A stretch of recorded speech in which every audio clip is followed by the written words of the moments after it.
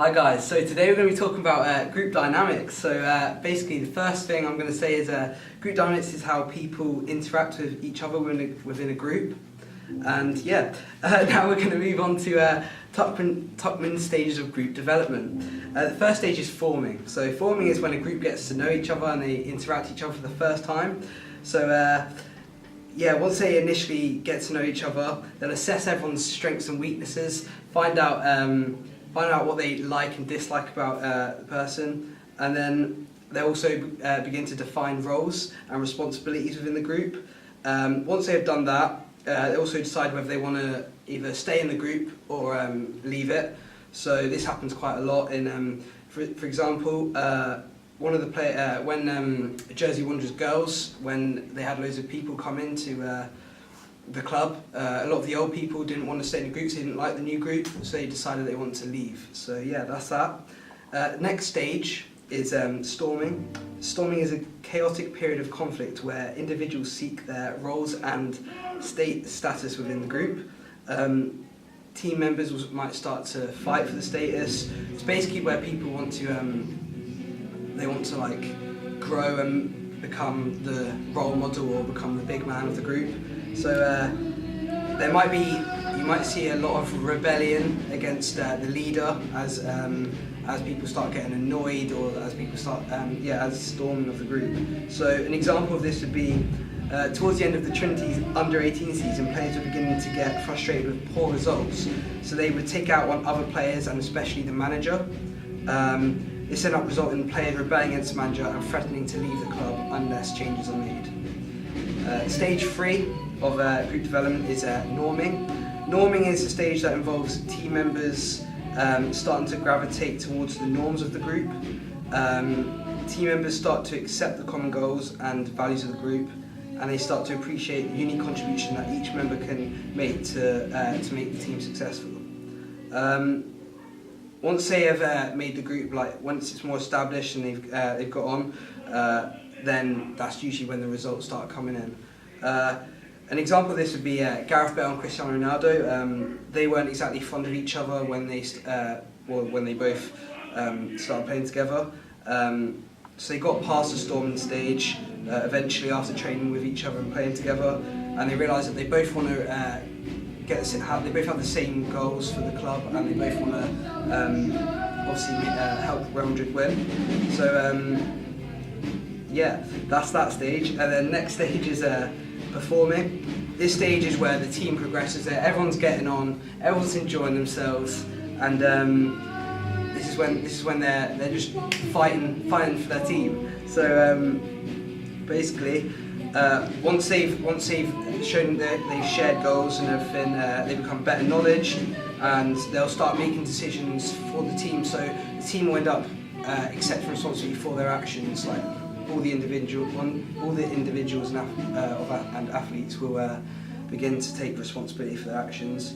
So an example of this would be how the Jersey Rugby first team, they use sports analysis. So what they'll do is they'll get each member of the team to research about an upcoming game or training, whatever, and then they'll make sure that they'll learn about how the team should work together in order to perform as a team, in order to make their strengths go against the opposition's weaknesses. So what they'll do is they'll get someone to present like a presentation of how they want to, how the tactics are going to be run, how they're going to basically play the game, and then they'll do this every single game with each player, so it feels that everyone's involved. So then everyone will get involved, and then yeah, hopefully the goals will be succeeded. Next, what we're going to go on to is leadership. So the qualities of a good leader are intelligence, confidence, patience, self-discipline, and optimism. Obviously, intelligence is the ability to acquire and apply knowledge and skills. This would be intelligence would be a good factor of being a leader, because the more intelligence you have, then the more knowledge you're going to have about the game, and then you're going to be able to, if you have good leadership, if you have good intelligence, then you'll have more knowledge to spread it onto the rest of the group. Confidence, obviously. If you have more self-belief and you're confident about what you're going to do, then you'll create like a good vibe to the rest of the group. You'll know that you'll sort of be like a motivator because you're confident. Patience, it's the capacity to accept or tolerate delay, problems or suffering without becoming annoyed or anxious. So having patience, obviously you've got to listen to everyone else. You've got to listen to if someone's in the team isn't enjoying themselves or they're not think that they have their own opinion. You've got to be patient, listen to them, and then work out a way of communicating and perform as a team. Self-discipline is the ability to control one's feelings and overcome one's weaknesses.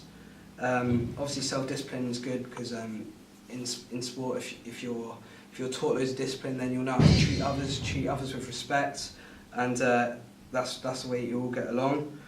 Optimism, obviously, is a hopefulness and confidence about the future or success of something. This optimism is important because if you're optimistic, then you've got more chance of succeeding because you'll be more confident, more motivated to achieve goals. I put an example of a good sports leader in terms of those factors is Steven Gerrard, ex-Liverpool captain.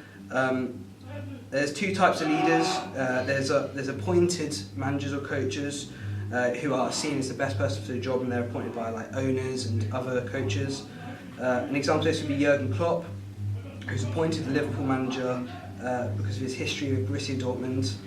He won the league with them after they were a lower-ranked team for many years in the Bundesliga. He was also appointed because of the tactics and intelligence about the game, which is very impressive, and it fit into Liverpool's play style.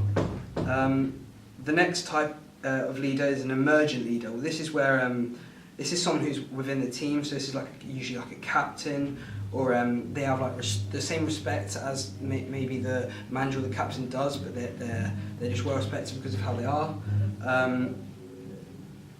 An example of this would be James Milner, who is a senior member of the Liverpool team, but he isn't usually given the captain's armband.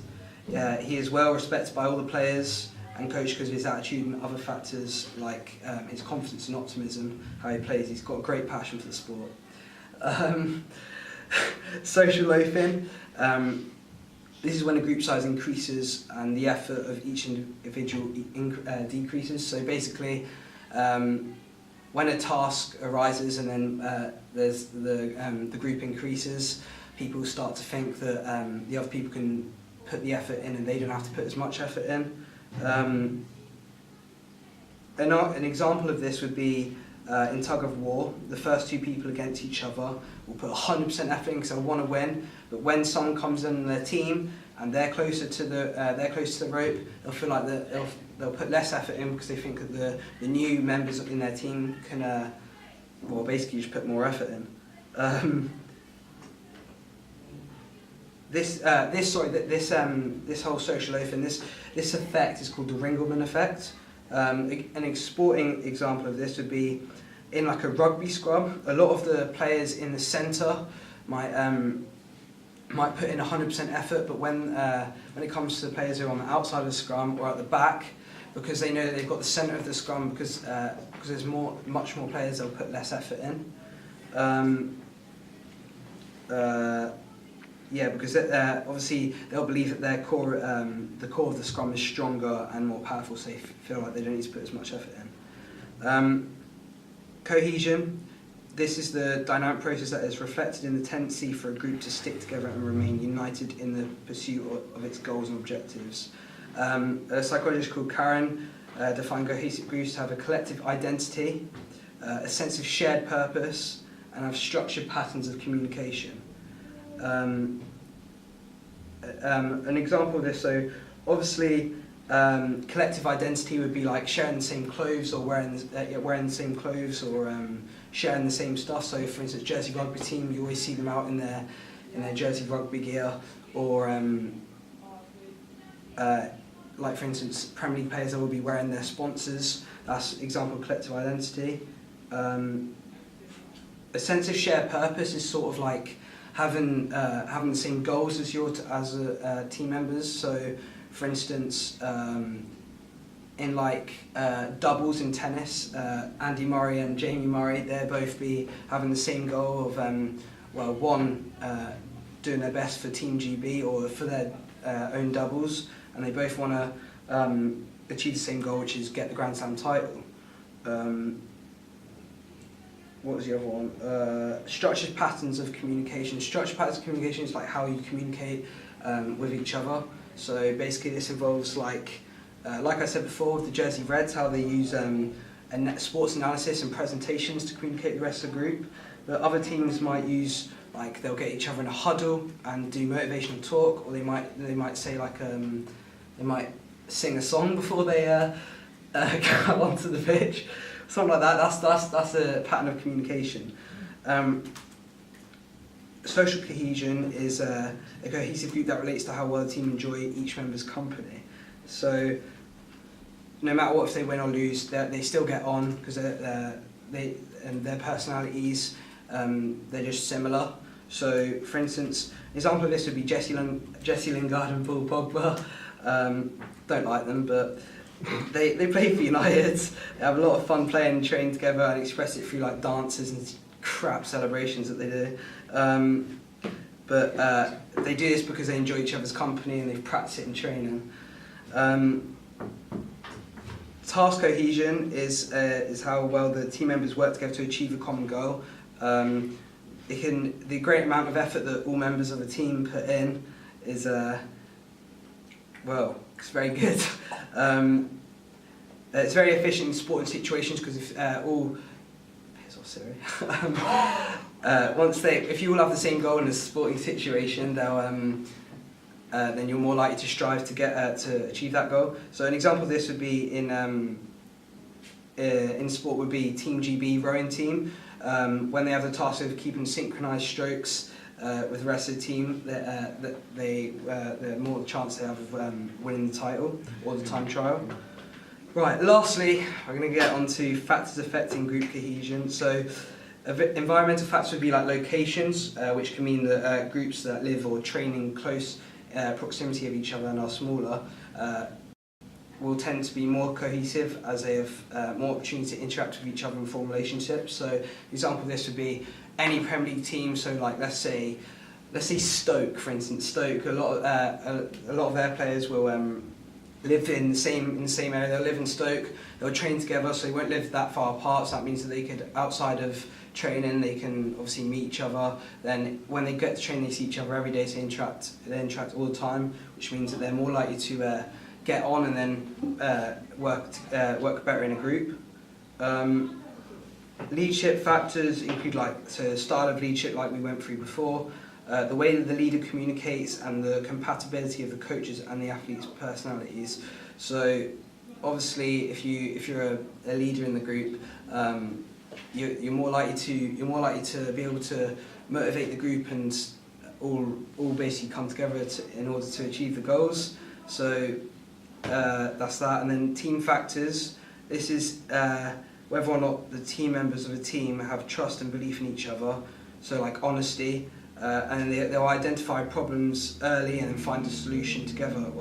So basically that would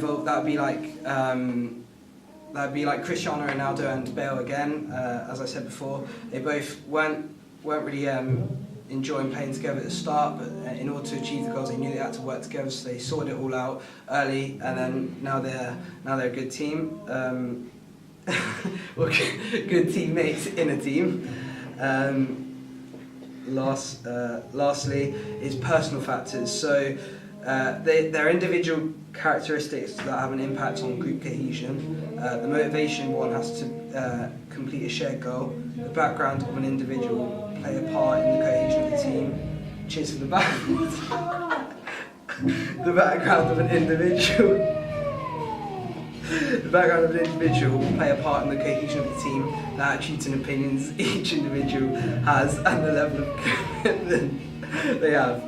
So, for instance, if a player has a negative attitude towards in a team, then they're more likely to not get on with the rest of the team, which could cause problems. And basically, that can work in favour of the team. But if they have a positive attitude and they have similar backgrounds with each other, then they're more likely to get on and work together as a team. This would be like for instance, in like basketball. If a lot of the players, they'll come from similar backgrounds, whether they lived in good or bad places.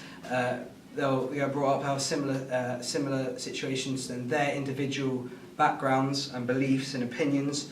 They won't clash. They'll like group together, and then that's what will help them achieve goals. So yeah, that's group dynamics, guys. I'm just teaching an absolutely cracking display there. Hope you enjoyed it. Dab.